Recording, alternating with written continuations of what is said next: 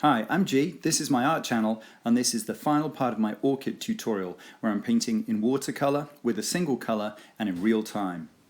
And in the previous videos in this series I showed you how I tackled the background in the first video, and then in the second video how I started painting the bulk of the flower. But don't worry if you've missed them, because the links for those two are posted below. So it's all done apart from the center, and as you can see in this reference photo I'm using here, I'm using a black and white photograph to help me try and get all of the different tones of this flower correct. So I start in the center using a size 3 round brush, a Winsor & Newton sable brush. And it's not the smallest brush you can get for such a small kind of delicate area, but it is a good quality and small-ish brush, and it's, even though it's a round, it's got a nice thin tip, so you can do some amazingly detailed, delicate kind of work here without resorting to using something super thin or a rigger. So here you can see me going in with some nice bits of violet dioxazine that I've already mixed, and then just adding a little bit of water in to try and lighten it up. So it's going to hopefully go from dark on that right hand side of this stem up to a really kind of light pale violet dioxazine on the right hand side.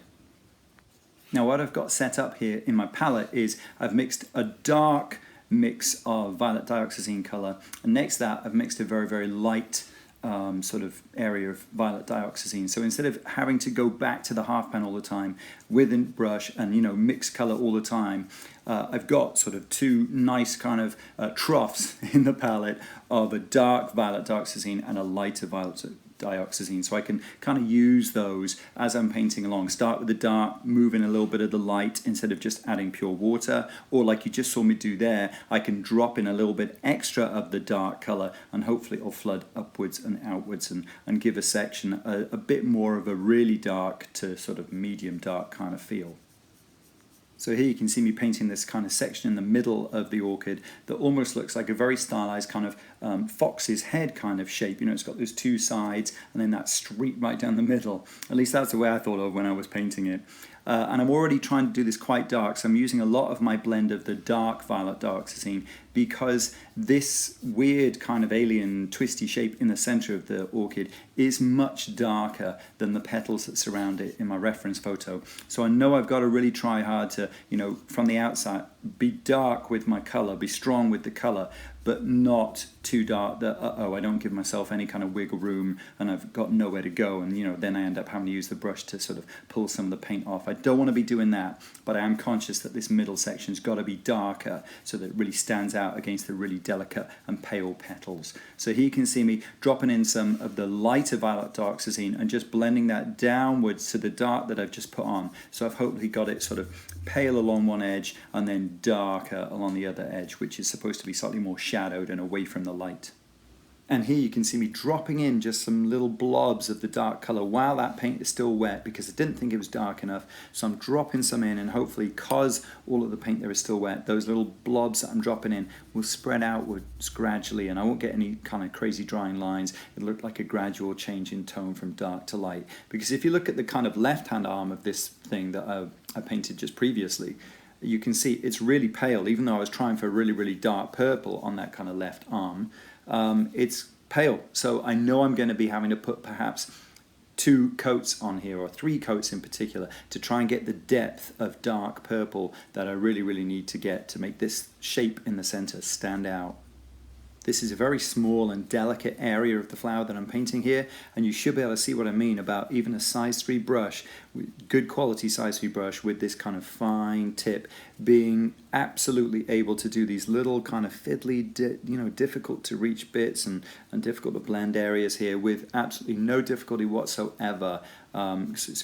There's a kind of like a warning or a bit of advice. Invest in good brushes, good quality brushes. If you're trying to use a brush with some of the hairs kind of like split and they're facing outwards or pointing outwards to do this, you're going to have paint on those, and you're going to leave little lines on the surface where you don't want them to be. So invest in good brushes, good quality. If you can, sable brushes. Because they hold a ton of colour, a ton of water, and they come back to a lovely point when you dip them in the paint or you dip them in any kind of water. So I'm kind of working a bit weird here because I was working on the right hand side and now I've moved over to the left hand side, so that's a bit strange because I'm right-handed, but this is a very small area in the center of the picture now, so I'm not worried about smudging anything because it's not like I'm making a big movement with my hand from left to right, so it's totally fine to kind of reverse the normal way that you would work perhaps, you know, depending on whether you're left-handed or right-handed based on something that is such small scale. So here you can see me slapping on some of that dark mix of violet dioxazine I talked about, and you know, because I realized that it's quite pale when it dries, I'm being quite bold here and I'm slapping it on and it looks really, really dark, which is good, but obviously this is giving me a bit of space here to add in other dark bits, or as you can see me doing now, using a dry brush with no paint on it to just pick up that paint that was along that edge. So hopefully that edge will be a bit paler, and then the edge that's below that will be a bit darker and a bit shadowed. So I know you're looking at it probably thinking, well, you know, it doesn't look dark enough yet, and yep, okay, fair enough, but these are kind of early laydowns of color. These are kind of early layers. I know that I can put more color on top of these and manipulate it further as I go along. So yeah, I'm being a bit bolder, but there's no reason to go crazy and start throwing in super dark colors all over the place because you're more likely going to get yourself in a bit of bother. But by all means, while it's still wet, while you know that colors, you can see me dropping in some now, is going to flood outwards gently and give you a nice dark to light kind of effect. You know, add it. Don't sit around twiddling your thumbs waiting. If it's, you know, still damp, it's still wet, and you think you can get away with it, then jump in there and do it. But otherwise, just put that layer on and let it dry. So here you can see me working this bit that I put on earlier, which I thought was dry enough when I'd done the original paint, but it dried so pale. So here you can see me putting in a dark edge, but also I'm trying to blend a little bit of that color that's curving over and upwards on this arm. I'm trying to get that to go a bit more dark to light. So I put in a bit more of the dark shade, and I'm trying to now blend the lighter violet dioxazine, you know, into that. So it's given me that gradual change. I think actually the shadow I put on the bottom of that arm was probably even kind of raw color straight from the violet dioxazine half pan, and I just put that straight on. So I move over to the right hand arm here, knowing, you know, it's looking all right on the left arm. I need to darken this right hand arm. So I'm putting on, you know, stronger, bolder color straight away here, but also using my palette mixes of dark and light violet dioxazine to blend those darker colors in. Again, like I said, I think I'm putting some raw color on those edges straight from the half pan, and then using my dark and light you know, washes that are in the palette to then gradually blend in these colors and get them to not be too stark, to have a bit more of a gradual, smooth, soft change between dark and light. You're probably watching this thinking, this guy is obsessed with his smooth, gradual changes between dark and light. And, you know, I probably am a little bit, because I'm not going to, you know, lie to you, this is a realistic painting. This is not mega expressive with lovely water splashing all over the place. It's fairly realistic and it's fairly tight. And what I'm trying to do with it is, even though it's all in one color and it's all violet dioxazine, I'm trying to show a 3D representation of this flower. You know, I want it to hopefully have depth in it and to look realistic and 3D. So of course, all of this dark to light and me mentioning about dark bits and light bits, this is all instrumental in making it have that depth to kind of convince you that hopefully it's 3D and you could maybe pick this flower up and hold it. So here you can see me using my light wash of the violet dioxazine to paint further into the center. So I'm doing that center bit for the first time, so that's going to look quite pale, but I'm also going over the two side parts of this that I'd done previously. So they're getting a second layer of paint, so that's going to make them a bit darker. But the entire middle section here, this fox's head shape, is now got color across it from left to right. So it's still early doors here, but I'm pleased with the dark edges and dark shapes that I've managed to get on this so far. You know, I think it's giving it that kind of popping out of the page effect, and it's making it look as though it's closer to us than the delicate, pale petals that are behind it. So that's obviously what I'm trying to achieve. So I'm pleased with how it's going so far as I do some noodly little bits here and there. So here's the black and white picture again, so you can see the section that I'm looking at next and I'm going to tackle next. and I decide that I've got to start giving some depth to this section in the middle, this weird shape, this fox's head shape in the middle. I don't know what else to call it. It's what it really reminds me of. If I put two little dark eyes left and right, it would totally be a little purple fox's head. Enough of that. So what I'm trying to do here is give this the depth that it needs. It was looking too pale, so I'm going in there with some of the dark wash that I've got from my palette, and I'm flooding that in, and I'm gently maybe going to add, a little bit of colour across the top there so it's got a slightly more gentle transition. But I actually leave that bit on the right, even though it's got some slightly rough edges, because I'm like, no, just going to leave that bit as it is. And I'm adding a bit of shadow to the kind of curving around arm on this right-hand arm. Just a little bit more shadow, so it's got a little bit more crisp, dark sort of definition. And if I think it's too much, I can just go in with a dry brush or a brush with just a little bit of pale water on the edge of it, and I can just use that to kind of blend in and fuzzy up the edge. Part of adding depth to the piece is showing that there are kind of crests and troughs, or sort of kind of valley type shapes within this center, this weird shape. So that's what you can see me working on right down there at the bottom at the moment. I'm trying to show that these two kind of arms, the left and the right arm, kind of curve up and outwards, and they leave this kind of darker kind of valley in the middle. And that's what you can see me adding some dark violet dioxazine to now, and trying to blend it out a little bit.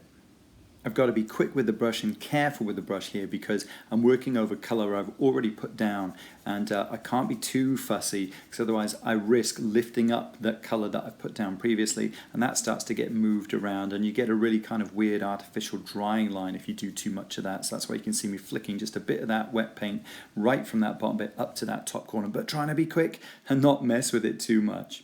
So here, another shot of the black and white reference photo I'm using.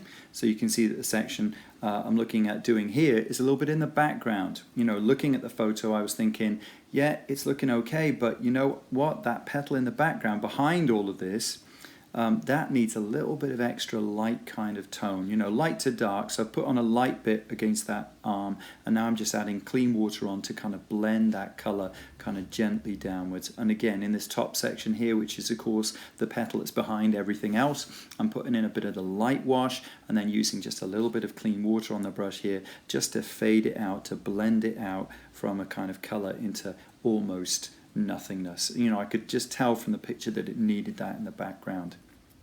So there we go, back to the reference photo, and I'm looking at that big kind of knobbly sticking out bit in between the two arms. I think it's called the column, and that is the bit that I'm looking at now, thinking that's got to be way darker. So I'm in there with my dark wash. And this bit is tricky. I've got to do something with here to show that this column kind of sticks upwards and outwards, but I can't just flood the whole thing with tons of dark color. Otherwise it'll just look really, really flat, and I won't get the effect I'm looking for. So I'm kind of working with dark areas of the violet dioxazine, and also mixing in some of the lighter wash as well, so it's got that dark to light kind of feel. But I've got to be careful here. I've got to kind of move the paint around, sculpt a little, mold it a little, to try and achieve the kind of bulbous sticking out effect that this column has got. And obviously I decided to do that partly by doing that really, really dark paint near the bottom. Oops, just moving a little bit out of the way there with my finger. Dark bit down the bottom and blending it upwards into a lighter shade. But these side sections here, I'm putting a bit of extra color on here, not doing them quite as dark, and I'm leaving just a tiny little delicate line of the color underneath showing through. I hope you can see that okay on the video. And I'm trying to be super careful with the brush as I drop in a little bit of dark pigment again towards the bottom here. So hopefully it looks as though, like the column itself looks, like that part of this is kind of being overlapped by the bits side and side of it. So it's kind of like a tongue sticking down, and that white edge hopefully just gives me a little bit of depth against that dark bit that I'm dropping in, to show that there's more here kind of like curved over and kind of covering and overlapping. So while the column bit is drying, and I'll be able to wait and see if I'm successful or not with what I was trying to achieve there, I decide I'm going to start adding to this kind of shape, the fox's head shape in the center. And this is one of those shapes that I talked about earlier of being kind of crests and troughs. It's got these two kind of raised angled side bits that are darker, and then it's got this kind of like paler valley kind of shape straight through the middle. So that's what I'm trying to achieve now. That's why I'm going in a little bit dark with my colors, my violet dioxazine wash on the left hand side and the right hand side of it.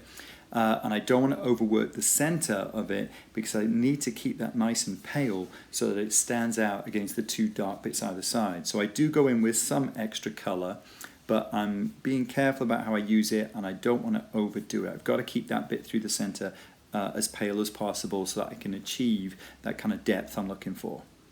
So you're like, whoa, he's putting in loads of dark like he said he wouldn't, but hang on, remember it's watercolor, so it will dry paler than the darkness of what you can see right there.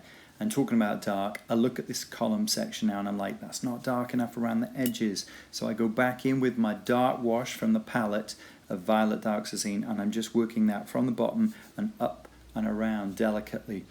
It's going to meet with the bit in the center, so I'm putting a second layer over that as well, so that's going to get darker, and a little bit of just plain water on the brush here allows me to kind of blend in that dark color a little bit more clean water on the brush here, again blending in that color so that it doesn't suddenly just go dark light.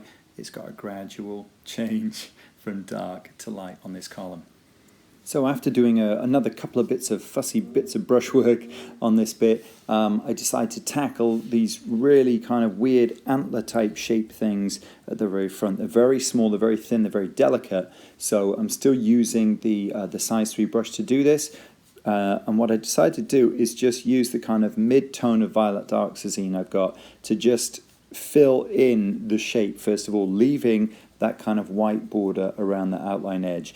Don't worry, I'm not going to leave it like that. That is just like the initial kind of thing that I do, just to get the color on there. Then I go in with a brush that is pretty much clean, but with a bit of water on it, and I just gently use that to blend in the color that I put in the center of this shape, just a little bit, blend it outwards towards the outer edge. So that white outline that it had all the way around, it ends up just having on some of the shapes, on some of the edges, instead of being a complete outline in white. But these are just early steps. I know that I can change these and darken them later if I need to. So now to tackle the really distinctive pattern that you get in the center of this orchid, and it's kind of this speckledy kind of pattern. So I stick with the size 3 round brush because I know it can give me a fine line if I need to, and I mix myself a nice dark Winsor violet dioxazine in the palette. So I'm using stuff straight from the palette. That way it will be the same kind of darkness across the entire pattern. If I was just mixing it straight from the half pan as I went, it would be darker in some areas and lighter in others. And I don't want it to be that. I want it to have a kind of uniform intensity in terms of its tone. So you can see me just dropping in longer lines on the arms, but then the pattern in the center becomes much more of a kind of speckled, kind of dotted kind of affair. And that's what you can see me doing here, trying to, angle the brush, maybe twist the brush a little bit so that the strokes aren't all looking as though they are in the same direction. And, trying to keep them a bit different, a bit fresh. Some bigger, some smaller, just, that is all to do with the amount of pressure I'm putting down. If I just do a really light, kind of peck against the surface with the brush, I'll get a small dot. If I put it down with a more kind of firm method, I'll get a thicker dot. So you might be thinking, well, he should have just used a smaller brush here. Yeah, maybe, but I was really confident with the size 3 round that I've got with a really, really fine tip that I could get a variety of really sort of small dots to kind of thicker dots here without resorting to a different brush. Now this bit, I've got to use some slightly different strokes, and you can see me angling them in a sort of diagonal kind of way here, because this is the shape where the light bit of tone in the middle there is a trough, and then the shape kind of crests either side of it. So I'm trying to angle the strokes of my brush here to suggest there's that sort of across the kind of trough, and then we're going up a slope and around and over kind of effect. I'm not quite sure if I've achieved it, but that's what I was trying to do when I angled those strokes and did those strokes slightly differently. As I finish up just doing some more of the dotted pattern here, I'm looking at the lines that I've done on the left-hand side arm, and they look as though they're a bit too light. They're not as dark and intense in colour that I wanted them to be. And I've got to be careful here because it's still a 3D shape, and the lines are catching the light more towards the top, so they do appear paler. And then the lines that are kind of like curving over towards the base of that shape, further towards the bottom, they look darker. So, I can't just use the same color and put the same color on all over because it's not going to quite have the right depth. Some of the lines need to be lighter, some of the lines need to be darker, but I can see already that they need to be more intense. And here you can see me just working on that little kind of valley, that little gap in between the two arms at the bottom here, which I said needed to be darker so you could really see the arms moving up towards the left and the right and the gap between them. And I could see that this stem underneath the column, the sort of poking out knobbly bit, needed a bit more colour as well. So here I'm just using the colour from my palette, so the kind of dark wash of Winsor Violet Dioxazine that I've mixed up. I'm just taking a bit of that, plonking it down the middle, and then using just clean water to kind of blend it in from dark to light on both sides of that stem, that column. Now here I decided to go back in, like I said that I would do, with this kind of weird antler type shape at the bottom. And again, I'm using some of my mix of this Winsor Violet Dioxazine, and I'm putting that on, and I'm now beginning to kind of put it as a wash over the entire shape, which will darken the bits where there was paint originally, but just put a little bit of colour on the bits that I had left as a kind of white edge or a white highlight earlier. So as I finish up the layer of colour on that, I move on to one of the last little detail things I've got to do, and here I do change my brush to a size 111 synthetic brush, and it's a bit customized. It's missing a few bristles, so it's very, very fine. And what I'm using this to do is to put in these tiny little coloured kind of almost like little curly hairs that seem to be growing up and away from this kind of antler shape at the bottom. And I know that, you know, to get them as delicate and as thin as I really need to get them, I needed to use a thinner brush here. I couldn't have done it with the size 3, I don't think. I think they would have been too thick and too heavy because they're almost not even there. So I'm just doing some little kind of stringy, straggly little lines. And even then I get a kind of a blob there, you can see with the 111. But I'm trying to do them as kind of thin and stringy as possible, so that they really are just a tiny little delicate detail there, nothing major. So there you go, that is pretty much finished. There's a comparison between the photo and the final piece.